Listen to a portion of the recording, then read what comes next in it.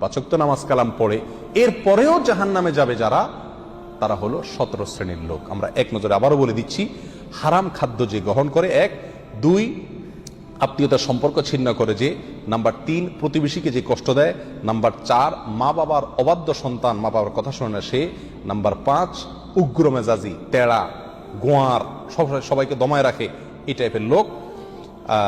Number 6 অধীনস্থদেরকে, প্রজাদেরকে, যে সমস্ত শাসকেরা, যে সমস্ত রাজারা, যে সমস্ত রাষ্ট্রপ্রধানেরা, সরকার প্রধানেরা বা যে যে লেভেলে আছে সে তার প্রজাদেরকে ধোঁকা দেয় যে তারা। নাম্বার 7 অন্যের সম্পদকে অন্যায়ভাবে আত্মসাৎকারী ব্যক্তি। নাম্বার 8 উপকার করে কারোর খোঁটা দেয় যে ব্যক্তি, সে জান্নাতে যাবে না। নাম্বার 9 চগলখোর ব্যক্তি জান্নাতে যাবে না, মানুষের পিছনে কথা লাগায় বেড়ায় একজনের আরেকজনের কাছে। নাম্বার 10 অন্যকে নিজের পিতা হিসাবে, নিজের বাবাকে না বলে, পরিচয় না দিয়ে অন্যকে নিজের বাবা হিসাবে, পিতা হিসাবে পরিচয় দেয় যে ব্যক্তি, সে।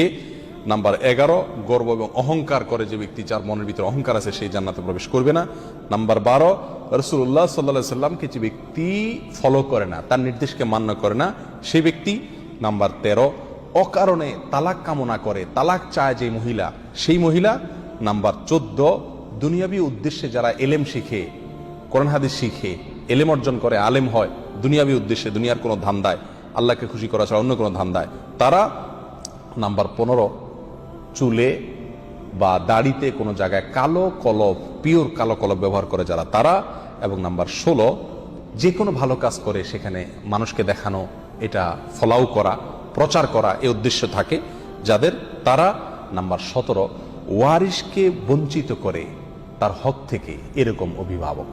এই শ্রেণীর লোকেরা মুসলমান হয়েও জান্নাতি হতে পারবে না। আল্লাহ তাআলা আমাদের সবাইকে এই দুর্ভাগাদের তালিকা থেকে আমাদের নামগুলোকে বের করে আনার তৌফিক দান করুন। চেষ্টা করব এই 17 শ্রেণীর কোনোটিতে যাতে আমার নাম না থাকে, এটাকে টাঙায় রাখবো, ঝুলায় রাখবো লিস্টটাকে, এবং আমার ভেতরের কোনো পয়েন্ট আছে কিনা সেটা দেখে যাচাই করে সেখান থেকে নিজেকে বের করে আনবো ইনশাআল্লাহ। এরপরে আল্লাহ সুবহানাহু ওয়া তাআলার কাছে জান্নাত চাইতে পারবো, আশা করতে পারবো জোরালো ভাবে।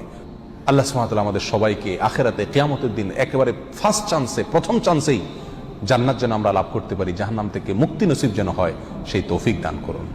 জাযাকুমুল্লাহ ওয়া আখিরু দাওয়ানা আলহামদুলিল্লাহি রাব্বিল আলামিন।